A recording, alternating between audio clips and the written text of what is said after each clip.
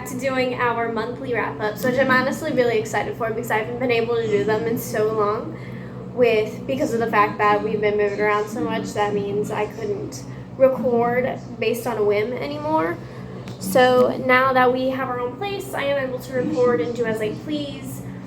So we will be able to get back into these, and I actually am very happy and excited about that. I missed them, doing them a lot, because that was pretty much the only way that you guys were able to see what I was reading, unless you guys follow me on Goodreads or Instagram. Sometimes I'll put them in my bio, sometimes I won't. But most of the time I always update Goodreads or Storygraph if you guys follow me on there too. But that being said, I'm excited to get into this, so we're going to go ahead and get started. So we're going to start out with paperbacks, and then we're going to move on slowly into digital. I will let you know which ones I've read physically. I've only read one book this month physically, actually. And I'm going to tell you the basis a little bit on what the book is, how I rated it, and so on and so forth. So I'm going to apologize ahead of time. Some of the digital books I read are very, very short. That being said, I do not remember all of the qualities or facts about them. I do not remember character names mostly, but we will see. So first off, we're going to get started with Boyfriend Material by Alexis Hall. So this one took me about a month to read.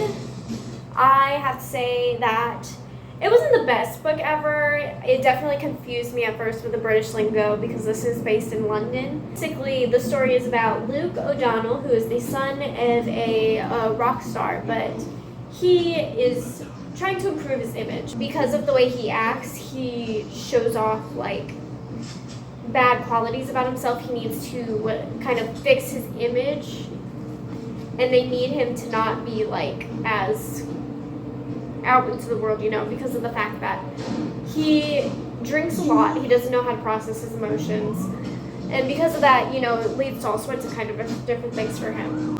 Basically, his job tells him, you need to fix your image, and he goes off and he dates Oliver, so that way his image will be slightly cleaned, more so organized.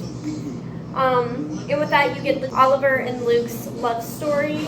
Am I going to say this is my favorite book ever? No. I gave it a 3.5. It took me a while to get into it at the beginning. It took me to like page 200 to get really, really into it. And that I hate. I really do hate that. So I just basically dreaded the entire book when I first started it. And then slowly, when I got to the 200-page mark, I started slowly easing into it. Now, was I really into it? No. I wasn't, but it's fine. So this one I probably won't ever read again, but it's there, I've read it. And now we're going to get on to the reading log, which lists all the digital books that I own or have read this month.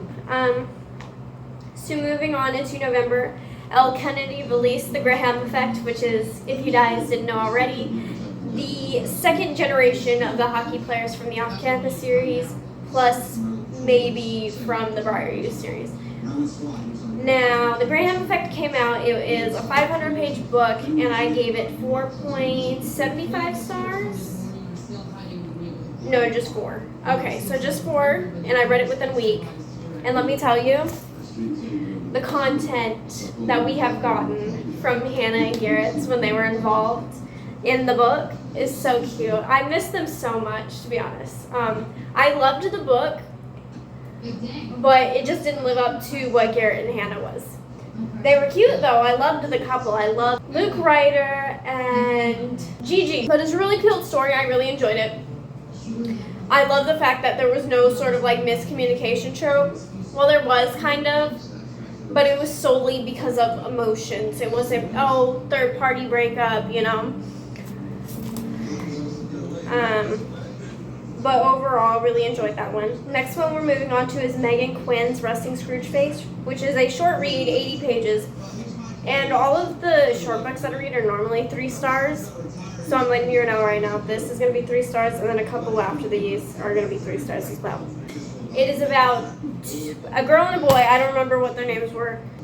This couple that broke up over the girl wanting to move to New York City, but then she ended up moving back after her last relationship ended because she needed to, space to process that the relationship was done.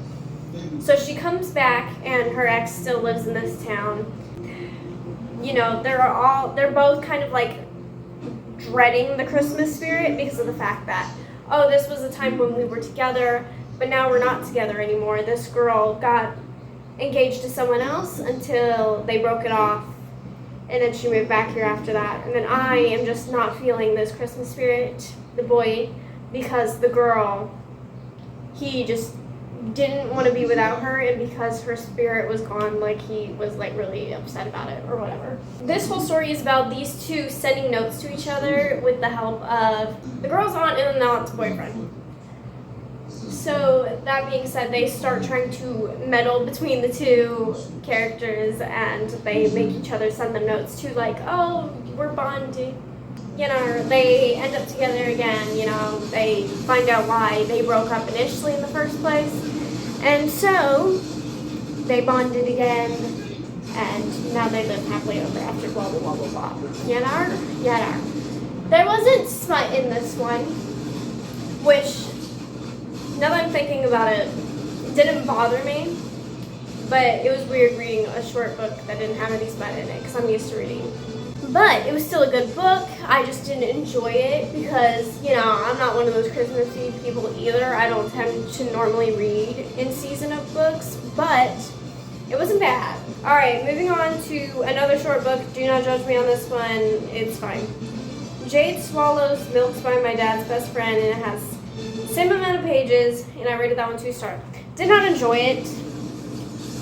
It is about, a girl with her dad's best friend, and that, and her trying to get his attention, and then she finally got it, and so yeah, that happened, and 2 stars. Didn't enjoy it, but it's fine.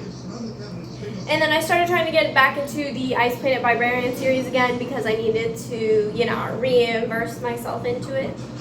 And so then I started reading Barbarian's Taming by Ruby Dixon, which has 245 pages. And I do not remember which couple this one was about, but it's fine. All of these books, the Ice Planet Barbarians books, I have no idea whose book belongs to. I just know that, I'm reading the series, so it needs to be done. But that one was good. I gave it a 3.5 stars. Same with the next book, which is the 8.5, which is Aftershocks by Ruby Dixon. And then moving on to the next book in the series, book 9, Barbarian's Heart. I gave that one 4 stars with 243 pages. And then after that, I read Aurora Rose Reynolds, Running Into Love, in the Fluke My Life series. And I read that in a day with 226 pages, and I gave that one 3 stars. Now that one I can give you a little bit more background on because that one isn't part of I haven't read the rest of the series yet. And the Ice Planet Barbarian books are just kind of clumped together because I tend to read a ton of them at a time so I can get the series done. I am now halfway through that series anyway. Okay, slay. And so the Running Into Love, I think is what it was called. I don't know. I've read a lot of Rose Reynolds books. Yeah, Running Into Love. That one was about this girl who's an elementary school teacher. And the plot kind of goes everywhere, but you know what, it's fine. Her new neighbor is a guy that she ran into on the sidewalk, and they ended up having an argument. And she talks to this neighbor because he moved in, and she's like, "Oh my God, you're the guy from downstairs." And he was like, "Yeah." And then slowly they start to form a bond of friendship, and then slowly into a relationship.